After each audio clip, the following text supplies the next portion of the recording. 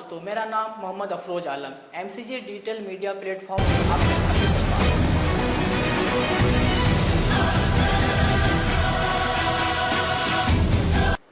आज मैं आप सबके सामने एक ऐसा संगठन का जिक्र करना चाहता हूं जिसे मुल्क के लाखों नौजवानों की जिंदगी को नई राह और मकसद दिया है।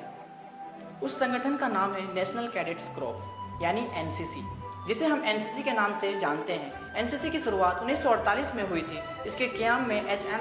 कुंजरू कमेटी की अहम भूमिका रही। आज भी एनसीसी मुल्क के युवाओं को अनुशासन और हुब्बे वतन की तालीम दे रही है। इसका मकसद साफ है, एकता और अनुशासन। अगर आसान लफ्ज में कहे तो एनसीसी एक ऐसा प्लेटफॉर्म है जहां तलबा अपने पढ़ाई के साथ साथ अपनी शख्सियत और काबिलियत को निखार सकते हैं।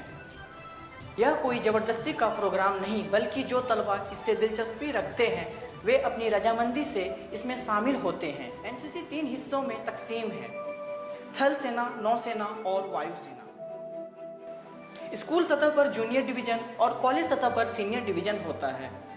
लड़के और लड़कियां दोनों बराबर हिस्से ले सकते हैं। अब सवाल यह पैदा होता है कि एनसीसी में आखिर सिखाया क्या जाता है।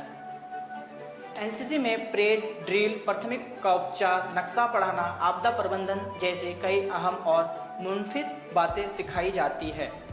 इसके साथ साथ सामाजिक खिदमत के प्रोग्राम भी कराए जाते हैं, जिसमें नौजवान में जिम्मेदारी और जज्बा एक खिदमत पैदा होता है। एनसीसी के कैडेट्स को मुख्तलिफ कैंपस में जाने का मौका भी मिलता है। कुछ खास और काबिल कैडेट्स को गणतंत्र दिवस परेड में कर्तव्य पाथ पर मार्च करने का शरफ हासिल होता है, जो किसी भी तलबा के लिए फ़ख्र की बात होती है। एनसीसी में ए, बी और सी सर्टिफिकेट दिए जाते हैं। सी सर्टिफिकेट को सबसे अहम समझा जाता है। इसमें दिफाई खिदमत और कई सरकारी मुलाजमतों में खास तरजीह मिलती है। मेरे नज़दीक एनसीसी सिर्फ वर्दी पहनने या परेड करने के नाम नहीं, बल्कि यह एक ऐसी तरबियत है जो इंसान में इत्मीनान, लीडरशिप और अनुशासन पैदा करती है। यह हमें सिखाती है कि एक अच्छा और जिम्मेदार शहरीकी से बने और अपने मुल्क के लिए किस तरह अपना किरदार अदा करे।